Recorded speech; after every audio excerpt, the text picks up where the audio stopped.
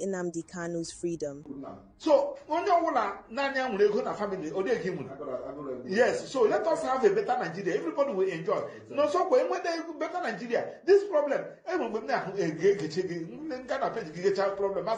this guy didn't wait time for your own. Everybody, the man will be like so because of their passion and because I go and know the people raw, you know, they are coming to meet you. So, in better society, we better system. Get that this problem DC platform. Like in agitation, you can't get it right. Like now, the that anything only name enforcement of fundamental rights. If you don't have somebody in politics, you will not survive. Okay. Let me just give you yes now. Even in the Western world, now Mazinand Kanu has gotten a 3 judgments. Okay. To understand that Court of Appeal, second to the highest court in the land, 3-man panel unanimously ordered that Nnamdi Kanu should be released on one committee. Was that a judgment obeyed? No. Did you hear it in the House? No. In Onana Abia State House of Assembly. No. In Onana Igbo State House of Assembly. In Onana Igbo State House of Assembly. In Onana National Assembly. In Onana Lower House. In Onana House of Senate. Why? Because anybody not there. They're passionate. Yeah, when somebody not a House of Assembly who understand what this is. That day in that judgment on that particular 22nd of October, that 2022, yes. Federal government refused. They have been a house. Mr. Speaker, yes. I, Honorable Dr. Maxwell Opera, represented Gekwebishi. Yes. Mr. Speaker, a judgment of a court was delivered yesterday, and the federal government refused to obey that judgment. Okay. Mr. Speaker, our duty here is to checkmate the government, the essence of the government. Yeah. Mr. Speaker, I'm moving. The move has sparked mixed reactions. So now it is very, very obvious that these people has come out publicly to betray Mazi Nnamdi Kanu, just like we've seen some of the Igbo leaders coming out to put an end to the struggle. And today I can tell you that even those that don't want this struggle to hold are people who are very close to Mazi Nnamdi Kanu, people who are very close to Mazi Nnamdi Kanu. So for Kanu to have said that his lawyer should no longer represent him, Kanu knew all this. Kanu is a very smart man. Kanu is very eloquent and then highly educated. So he knew something like this would play out, and then that is why he has given them Maxwell of space. Okay, looking at that very clearly, like you just said, Mazi Nnamdi Kanu, maybe that's one of the reasons why these are the people who supervise his sentencing, disguising as his lawyers, because the reality is actually playing that. Both him and Ejimaka and Maxwell, they are, looks like a federal government agent, and this thing has triggered to the extent that almost the DOS is almost at disarray at this point, triggering the reason why Mazi Nnamdi Kanu set up 100-man committee. What is going to happen at the end of the day over Mazi Nnamdi Kanu's appeal?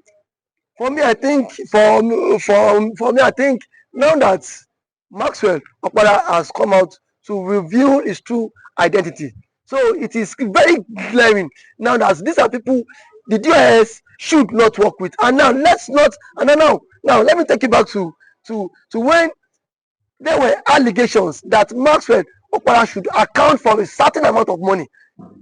That Maxwell Okpara should account for a certain amount of money in which most people in diaspora funded for Kanu's judicial process. Some persons were sending him money throughout the judicial process. Now, Maxwell Okpara, after the whole court cases trial, Maxwell Okpara could not come up publicly to account for it. It shows that these guys were working hand in hand to convict Mazi Kanu. Their own interest was just to use Kanu's popularity, to Kanu's influence, to gain popularity all to themselves. And then after the whole process, they themselves already know how the whole judicial process would end. That is why they were being loyal to Kanu to one side, and then they were also being loyal to the federal government. Let me know, because even Kanu wife came out and accused them of not being sincere, and up to today now none of them can come out boldly and debunk what Kanu wife said, that these two men are not trying to help my husband. Rather, they are giving him misinformation, giving Kanu misinformation, and coming to the public to say a different thing entirely. Now it is obvious that they are vying to contest for a seat in Nigeria, a state you claim that does not have rule of law. That means that Masopara has discarded his ideology. He has also joined them so as to gain in the money, because this is not what Kanu stood for. Kanu stood for the liberation of his people. Kanu stood to fight the government to any extent. No matter what it is, Kanu would not have agreed to contest for any political post in Nigeria. But today, we are seeing Masopara coming out to vie for political space. All right, so in your own opinion, what would you say should be the way forward? And what do you think Mazen and the Kanu should do? Because yes, he's in prison and there's little to what he can do. But at the same time, what are those other steps that you think can be taken? And as those that also still believe in the struggle of Biafra, what do you think they can also do to ensure that this the record success? The fact is that many of us do not have access to Mazen and Kanu. It is these same people who can have access to Mazen and Kanu. But I believe that Kanu himself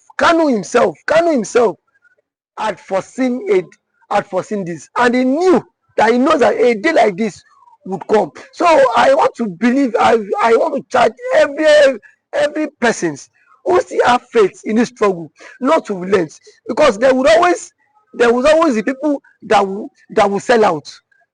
Even when Jesus Christ were with his disciples, he told them that you people will betray me. So some of them came out and said, no. But on the day, some people that betrayed him, people that denounced Jesus Christ, denounced him. So Kanu himself had known, had prepared like this. He has said it. Even while in London, that see, even if he said so good that people that was close to him will still come out and sell him out. And today it is happening that Max Okpara and Co have sold Kanu out. He said it. I will be the one. You'll be the one to betray me, and I will not betray you. That's the word of Mazen Nnamdi Kanu. Thank you for that beautiful remark at that point. The appeal is, we don't know what's actually happening in the appeal. Mazen Nnamdi Kanu is supposed to appear in the court today, but maybe any moment from now. Do you think he should go for look for another lawyers in that? Kanu does not need to look for another. Kanu himself is so articulate, and then is vast with the international law and the Nigerian law. So I think at this point, Kanu can only trust himself. Kanu himself can only trust himself, because he does not know who is working for the government and who is working for him. Because when it comes to loyalty, we've seen that people sell out just because of penny they intend to get. So at this point, I think the Nigerian Judicial Commission has not given a date for Kanu to come for his appeal, and I know that Kanu is doing everything possible to come to the court so that he can submit his appeal, do every necessary documented legal process, and then appear before a competent judge, not the likes of the one that is being arranged by the federal government, a competent judge. And now, in the first place, why Kanu was transferred from Abuja to Sokoto this way? So I think there was a nexus, a connection between the Fulani Caliphate, the Igbo leaders, and the Yoruba leaders, because Kanu himself has said it that why would the judge, despite all the prisons in Nigeria, while Sokoto, their aim was to go and buy Kanu. Because knowing fully well, even after Kanu arrived Sokoto prison, we've seen how many international delegations has come out to visit Kanu. It shows that this guy is highly influential. It shows that how this guy is highly connected. Some weeks ago, the US Congress were deliberating about Kanu release, and that might hinder, that might be an impediment to the forthcoming general election in Nigeria. Kanu presence might hinder. There might be no election because the US Congress is they are actually deliberating on it. That this man was not given a fair hearing. Yes, that points me out clearly. Like you just said, he was not given a fair hearing. In the midst of that, Martin Kanu goes to the appeal court. But a lot of people are saying the 100-man committee had now currently Mike Arnold inclusive, and there was a Sokoto declaration, if you can remember. All these things centered on there might be an external force to Mazi Nnamdi Kanu's release, even without Mazi Nnamdi Kanu appearing in the court. How do you look at that finally? I think for me, it's a win-win for the Biafra. It's a win-win for the Igbo because Kanu himself has not taken this struggle to this extent so far. So now it takes the likes of the US Congress for them to start championing the release of Kanu. If a former mayor in US, in person of Mike Arnold, has pushed this to the Congress, and the US Congress are now deliberating on it. So I think Kanu release is very close. Kanu release is very close because the Nigerian government must always succumb to the international community. And then pointing for the fact that you saw when Mike Arnold made his powerful presentation in the US Congress, he highlighted some points about Kanu being given a fair hearing. That Kanu was not given fair hearing, and then Kanu was kidnapped, and then that has breached what international procedures. So that alone sets these boundaries that the Nigerian government violated the whole process in which Kanu was being abducted from Kenya till date. So it shows that the US government is very interested in that case. And let's not forget that some months ago, Kanu was given an award in the same US, Georgia, another award. So if Kanu is a criminal, if Kanu is a terrorist, the US government will not associate themselves with him. You know that Donald Trump detests anything that has to do with terrorism. We've seen how how Trump invaded the Sokoto Caliphate. He wiped them off. Anything that has to do with terrorists. But today they are going there to beg. But Trump have seen that Kanu is not a terrorist. And I can say it with every conviction that Kanu release is very near. Thank you. Kanu release is near. Okay, a lot of people are asking questions, trying to get the real fact with developing news.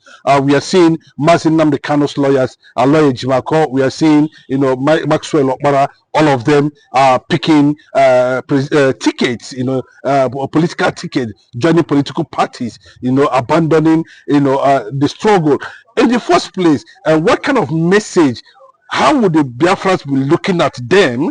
They were lawyers that saw Mazi Nnamdi Kanu sentenced to Sokoto prison, and they are coming there after saying that freedom, Biafra, and all that. We are all of a sudden, are they hungry? What have led them? Has they been compromised? Have they taken bribe? What is it that is so precious that you abandon something you believed in? And all of a sudden, you are there in the political system at this time and at this era. What does Maxwell Okpara want? How will Biafrans look at him now? Thank God this is playing out now. Thank God. The reason why Mazi Kanu said he does not want any attorney, any lawyer to lead his counsel. That he himself will take charge of the case by himself. Reason. Some of us felt that decision was not well taken, by the supreme leader himself, Mazen Kanu. But see, Mazen Kanu, with his own level of wisdom, ideology, and intelligence, knew that these guys were up to something.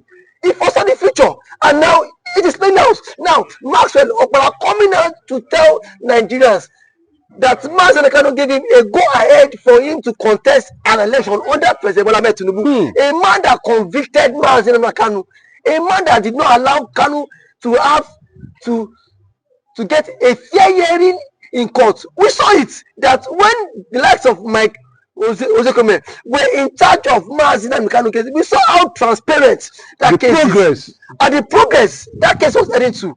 Not up until when the likes of Aloy Chibako and Maxwell Okpara came in. Everything has been done in secrecy. In secrecy. And now, what is the message? What message is Maxwell Okpara telling to the Biafra people who believe in the ideology of Biafra, who in their own spirit has exit the country called Nigeria? What information or what message are you trying to tell them? That means to me, he is saying that he is also part of people that convicted Mazi Kanu, because Kanu in his wisdom, Kanu in his ideology would never tell Maxwell Okpara to pick up a form and contest a seat in the present day Nigeria. I know Mazi Kanu. Mazi Kanu is a man of wisdom. He is a man who has that ideology. No matter what happens, Maxwell Okpara, there's something he is not telling the Biafrans. There's something he is not telling to the world. It shows Kanu. It shows when Kanu said, I don't need these guys anymore. We were against him, but Kanu saw the future, and now it has played out. All right, why don't you look at it from this angle? You know, when people get into corridor of power, it gives you more advantage and a say. Don't you think it can also be an advantage for them if they get into power? They can be able to gather momentum and power to be able to have a say and a stake to actually effect and actualize what they were actually fighting for. Fighting for power, fighting to contest is different from fighting for you to exit a country. Kanu stood for an ideology. If Kanu had wanted to contest election, Kanu would have won. You know, Kanu would have. That's what I'm saying. That's what I'm saying. Kanu would have won the seat of either the Senate, Vice President, or the Vice President. Even the presidency lobbied Kanu to become Vice President. Kanu refused, but Kanu sticks to his ideology, what he believes. So there's a difference between you. There's a difference between ideology and what you stand for. Max Okpara and Co does not stand for anything.